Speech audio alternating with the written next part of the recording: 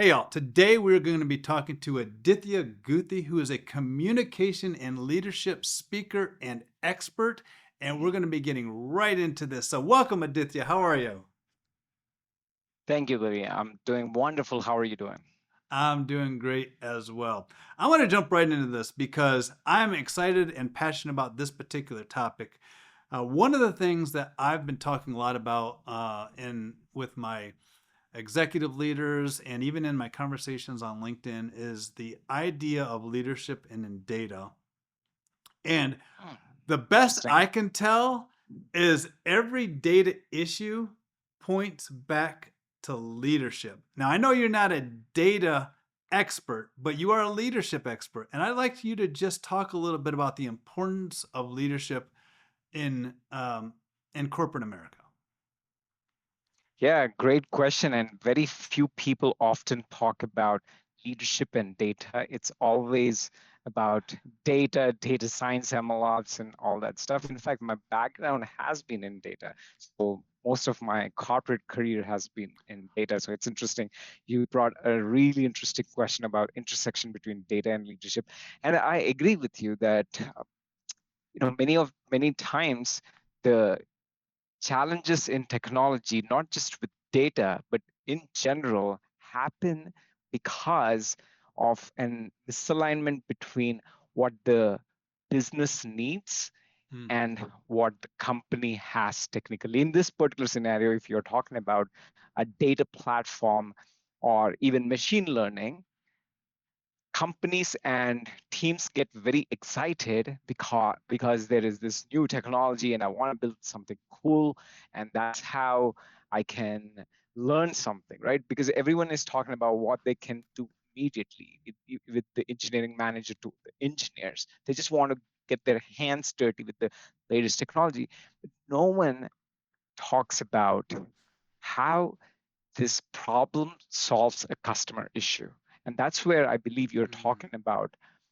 This is really a leadership challenge, having an alignment between what the company needs and what the technology platform that the company has currently. Yeah, absolutely. Um, so one of the areas that I I find challenging is I feel like there's leaders that try to stay too high level and they're not well connected to the reality of what's going on a project or in the business. Do you have some advice or thoughts around that? Oh, absolutely. And I think somehow at some point in the last decade or two, an idea started floating around that leaders in technology does not need to know about technology. I think can be bigger misconception than that. Right? When leaders of a technology firm can't even understand technology, how can they ever understand the root causes, the typical patterns that are causing systemic issues, whether with the customers or within their own company, right? So I 100% agree that some of the challenges in products happen because leadership is so out of touch with the Yeah. ground reality, and they don't have enough understanding, not even just to understand what is happening, but even to ask the right questions. You need to have some basic Hmm. foundation. Yeah, yeah. So what do you recommend to a leader that might be given a responsibility that they're they're just not competent in, and not, and I don't mean a bad way. I don't mean they're a bad person. I just mean like they're like they've kind of risen to, let's say an executive role, and they've been given this responsibility, but they don't know, they don't have a background or a deep foundation in that area. Foundation. Yeah, I mean, you might not have the foundation, right? But you need to have the skill that many leaders are very familiar with, the skill called curiosity. You need to at least have the interest, have the Yeah, interest to know what is that's good. happening in the frontline teams, in your frontline teams. So, because most people, again, to your point, they're completely removed. They feel like they can trust a few people underneath them and they got this they just can rely on those leaders. That is true, but how do you know what leaders you can rely on and what leaders you can't rely on? How can you Sure. decide who are competent, who are not competent? So for that reason, again, going back to your question, how can my advice to those leaders is just develop curiosity. You don't need to start writing C# code, but you at least need to know enough to ask the right questions. No, that's good. And it just dawned on me, since you've been doing speaking and engagements with coaching and whatnot, what what is the marketplace asking you, like what pain points are they asking you to solve from a leadership standpoint? I've got a bunch of my own, but I'd love to hear what the marketplace has been asking you to do as far as Yeah. helping in leadership and communication. Yeah, I mean, right now, I one of the biggest things that most companies and leaders are struggling with is how do you motivate your teams in spite of the uncertainty?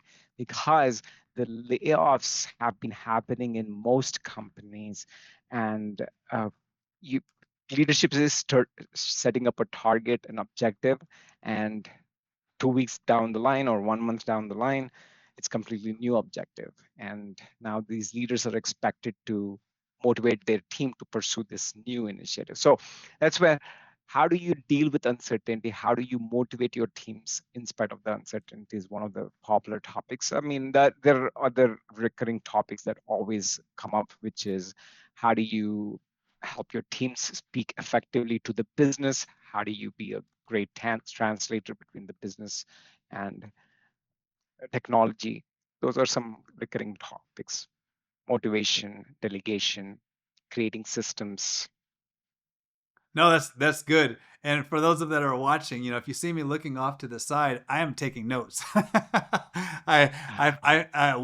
of my goals in the podcast is not is to showcase my guests, but also I'm learning, and I'm trying to learn what's happening in the marketplace, and then also for those that are ahead of me in areas like leadership and or communication or AI. It's like I genuinely want to learn, and so one of the ways that I learn is I write it down. And for me that's typing. Uh, so can you give us one of those golden nuggets that when you're asked to, how they say we've got this issue with motivation, and I've got a team of my own, so and I like to try to keep them motivated. What are some of the ways that you can help motivate your team?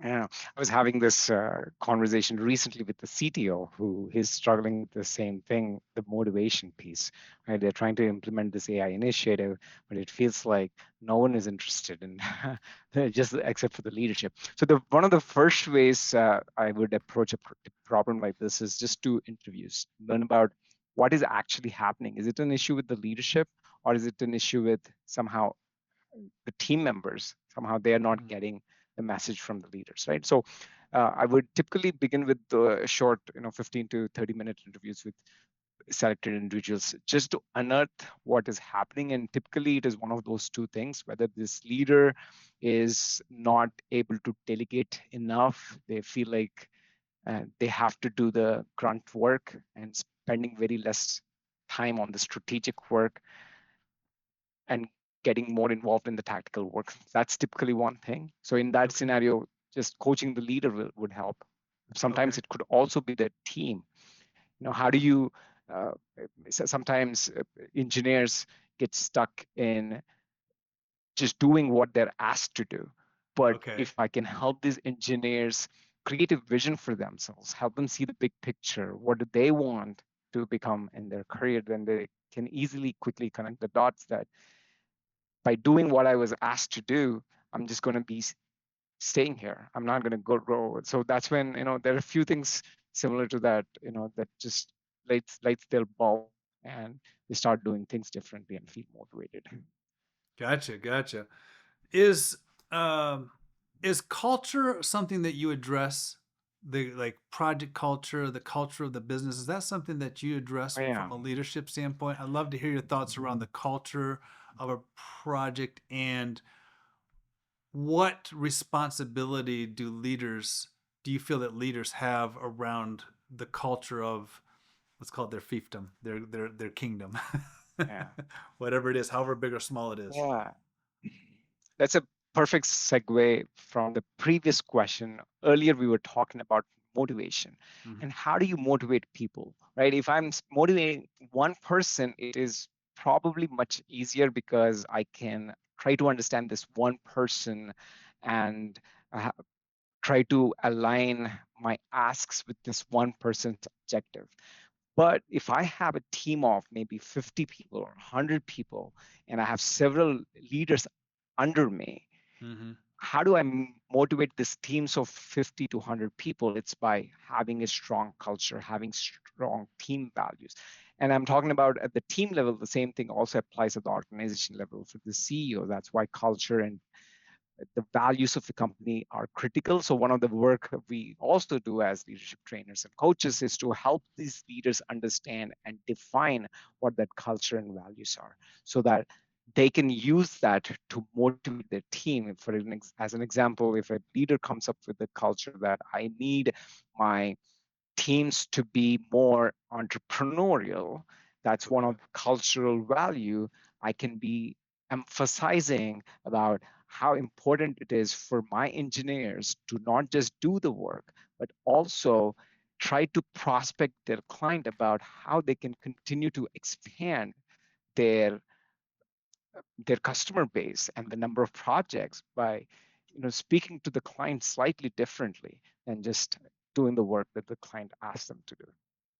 Oh, that's good. That's a great nugget. One of the areas that seems to come up in, or something that somebody said to me recently, I think on one of my coaching calls, was whatever you allow, you will become. And this leads me into like this kind of a segue into it. It Sure. bridges culture and communication, and it's like this idea of confrontation. Um, how does a leader?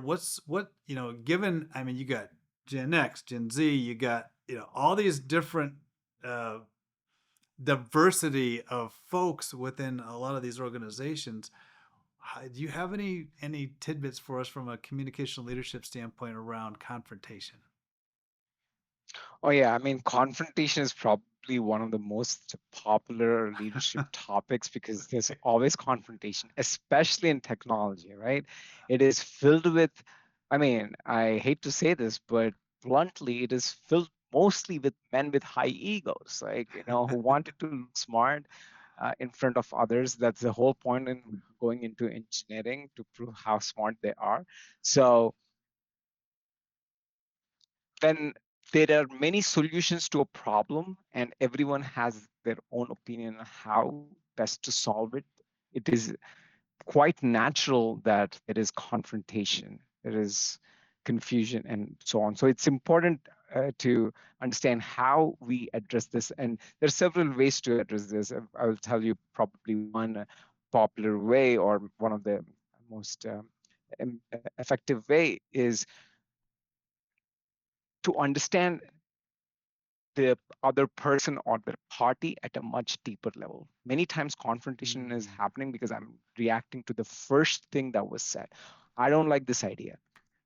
Person A says, person B says, what do you mean you don't like this idea? I have 15 years of experience. This is how things are done in the industry for since 2000, right? okay. So, and it just gets heated up versus trying to understand the intent. Like, tell me more about what makes you not like this idea. And I'm trying to ask questions so I can understand where this person is coming from. And when you do that, a confrontation can turn into a collaboration. Oh, that's good. That's good. Let's talk about the biggest. This is like Ohio State versus Michigan type of rivalry, and I'm talking about the rivalry that seems to happen in most of the clients I've worked with over the years between the business and IT. Is that something that you Oh, see in your in your line of work? Tell me a little bit about that. yeah. It's insane.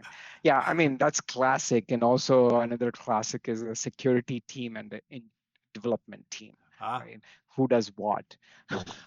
yes. But to answer to answer your question around business team and IT teams, and most of the times it happens because of the deliverables and expectations. When problem statement is defined, to be honest, no one knows what exactly needs to be done. I think, but people don't admit that. It's Okay. assumed that everyone is crystal clear on what needs to be done. Business doesn't even know. And I think technology team has to understand that. They can't expect everything that business knows, that the business needs to know. And that's when the discovery calls that happen before the project starts becomes crucial. And how do you conduct those discovery calls? And unfortunately, enough training isn't provided. People talk about the surface level things and get the projects started. And as soon as they start the projects, issues start surfacing. And again, this is where I spoke to many CEOs about this. And one of the things that I constantly hear is, on an average, every for every $1 million spent on a project, about 100 to $200,000 is spent on over engineering or under engineering. So they have to redo this work, right? So, but I believe by having effective discovery calls, I think that could be avoided. Well, that's good. That's good. Have you, and we won't name names, but I'm just curious. Have you worked with any companies where there was just kind of the magic between the business and IT, and you just saw a really, really good synergy? I can't say that I have, but I'm looking to hear somebody say yes. um, I, I I hope there are companies like that, and if there are companies like that, I would probably not know because they would never hire me. Okay. Okay. That's it. That's a great perspective. That's right. We tend to get called in when there's problems and not when things are good. But Exactly. that that that is Exactly. that is a great perspective. So for an executive like me who wants to improve their overall communication, do you have um, any ways of working or any frameworks that you would suggest that the executives follow to help Yeah. be a better communicator? Yeah, absolutely. I think it first starts with understanding what the challenge is, right? And there could be many different challenges, but I will state two common challenges, right? One is speaking a lot, right? And the second one is classics, not speak enough. Both of those are issues, right? How do you Okay. balance between how much to say and what to say, whether you have to speak logically or more emotionally storytelling type of situation? So what I'm where I'm going with this is, we need to be able to be self-aware of what my competencies in communication are and what are my weaknesses in communication. That's where this whole leadership training and coaching comes in. So once we understand that, we can address what needs to be addressed. And if I can introduce a really powerful assessment tool, and I hate Yes. to do self-marketing, No, no, no. That's part of but this. it, That's part of why we're here. I want to promote you. So please thank do. you. Great, thank you. And again, this is for no cost. Right now, this is for no cost because I'm still experimenting with this tool. Because this has been a recurring issue, I created an assessment that helps you understand your blind spots in communication. And the website to take a free assessment is whoweare.io/assessment. And that will tell you exactly what are the areas you need to improve on. Okay, whoweare.io/assessment. That is correct. Got it. All right. I'm actually bringing that up right now. Whoweare.io/assessment. That's great. No, that's good. I find assessments, I have three on my website as well, are a great way Oh, to perfect. get the wheels turning with folks. And what Are are you, they? what's that? Oh, what What are are they? they? So I have a Why? data, Okay. yeah, I've Yeah. got a data migration assessment, which assesses risk within a data migration project. I've got a governance assessment, which looks at your maturity level within Mm. an organization. and the last one is an AI readiness assessment for those that think that they're ready to Ah, just slam in perfect. some AI and have it do a little magic. But yeah, I'm actually looking at I'm looking at your website. It's crisp, it's clean, it looks good, and I'm gonna have to take your assessment, and I'll definitely get you some Thank feedback you. on that. That's great. No, I'm Thank you. always interested in learning how to be a better communicator, a better speaker, and a better leader for sure. I feel like we have it's a moral obligation for the people that we've been entrusted to lead, 100%. that we do it well, that we steward that responsibility well. And that's why I was when I saw that you accepted, I'm like, oh, good, somebody that's championing this area of leadership and communication, which I think is so so so necessary. Yeah, I'm so glad you even brought this topic up because a CEO like you, right, who's managing many different projects, who's implementing data and AI, most of them just are just focused on the technology aspects of it. Mm-hmm. Very rarely do I come across people like you who also understands the importance of leadership and communication while implementing this project. So thank you for doing what you're doing. You're welcome. Do you know who's by default teaching me a lot about communication? Is Claude Code. And let me tell you why. It's because Claude Yeah. Code will reveal to me my lack of clarity in communication. Wow. And why is that? That's right. It because it does exactly what I ask it to do. And after I Mm, get the result, I'll come back you and be like, understand itself.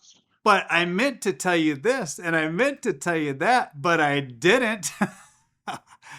And that's been very convicting to me, uh, Mm. in my marriage, in my Ah, business. ah, And there's a lot of AI hating going on right now, but it's making me money, and it's actually created jobs in my company, and it's teaching me to be a better communicator. So I've got a few things that it's doing well. I could come up with probably 10 things that it doesn't do well, but those are things that it's doing very well.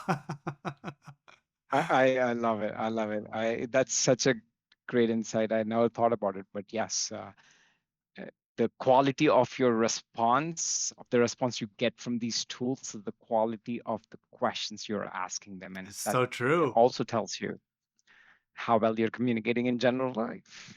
Yes, it really is. It really is. No, that's good. So I'm a I'm a I guess a lifelong learner. Always learning. One of my coined phrases: I reserve the right to get smarter.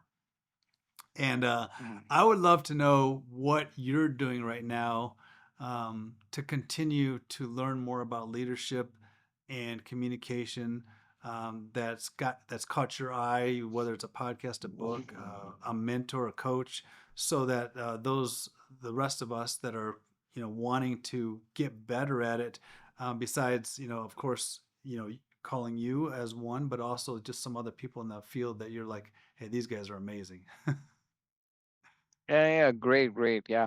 So I'm hooked into these communities like ICF and so on. They always Okay. have resources for coaches and practitioners to level up their skills. I'm always doing certifications like, a year ago or something, I got my Gallup Strength certification because I feel like my clients could benefit from that. So by acquiring these certifications, I'm learning. Books and certifications would be the primary things. Okay. This year, I've been more focused on social media, though, I'll be honest. So Okay. I've been doing less of those trainings and be like, how do I, know, create a brand for myself, Yes. for my company is something I've been focused on. So, That's fun. That's fun. Well, I would 100% recommend my coach Omar El Khaturi. That is what he mm, special. That's what he specializes in. He is not I would cheap, love but to he's connect. he is very good. And I don't know, I've probably 10x'd my investment already, and I've only been working with him for Oh, wow. 6 or 7 months. But yeah, For 6 or 7 months. Yeah, It's yeah, awesome. yeah. It's very, very, very helpful, especially to me. So, we talked in our pre-little meeting. I was a bit of an invisible expert, and so I was spending no time on sales, marketing, my Mhm. personal brand, and so I had no idea how to start. It's not a core competency of mine, and so I'm like, well, I'm going to get a coach because I need to. I'm 57 now, and I don't want to wait 10 years to figure it out all on my own, and so I to Omar is my AI accelerator. He's That's a wonderful incredible. wonderful coach, and has really helped a lot. That is awesome. Thank you for that referral. I will definitely check him out. Absolutely. Do you have any great either customer success stories or war stories that you could share? Just with we talked a little bit earlier about how I think the world's very hungry for authenticity. And so, like, one of my war stories is I was on a project. It was the day after go live, and a particular production line went down because one piece of data was missing. That one piece of Mm, data was down for 3 hours and cost the company $70,000. And that was 20 years ago. So who knows what it would cost now? shit. Yeah. But I tell that, in because it illustrates real world experience, but real world when people say data, their eyes just cross, like, whatever, right? Like, no, this company could not produce the product because they couldn't produce the product. The line was down. That line being down cost them $70,000. How about you? You got any good war stories or success stories? I'd love to hear anything that you got that just or something you tell at your conferences, whatnot. Yeah, yeah, absolutely. I'll tell you one story, which is probably one of the classic example of a leader who's very challenging to work with, right? Yeah. And you see them all the time. So this leader, he's probably 38 years old, and the challenge is he's extremely competent. He's almost irreplaceable in the company. Okay.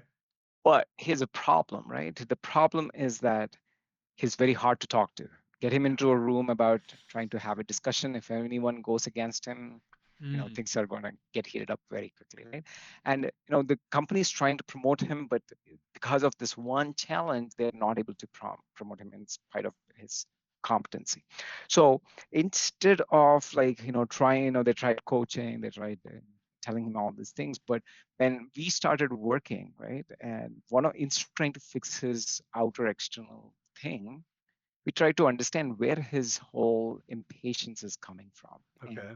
having to deal with everything with this fight fighter mode. Okay. Where is it coming from? And we traced it back to how he responded to his bullies when he was a teenager.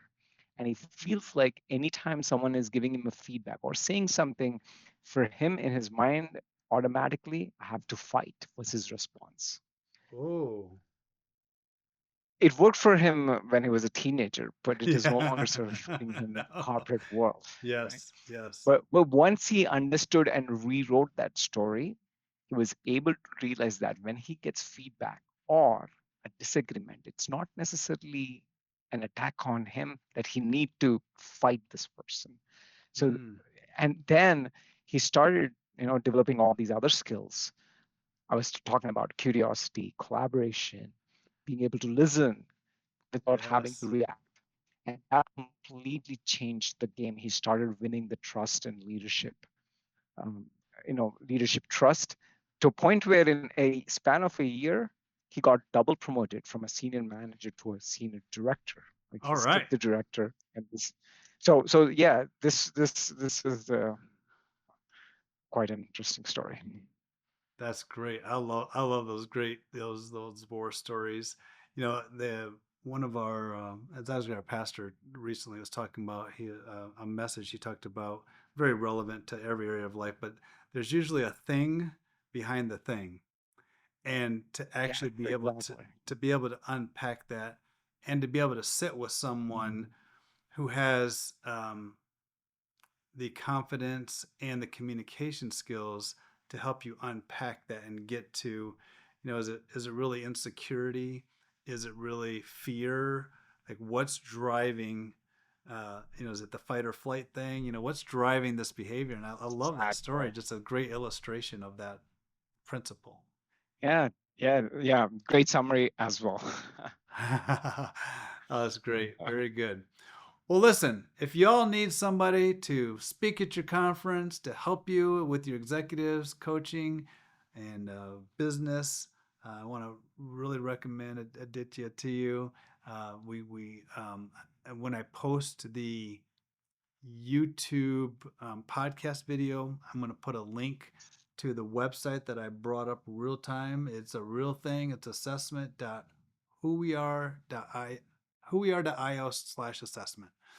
Brought it up.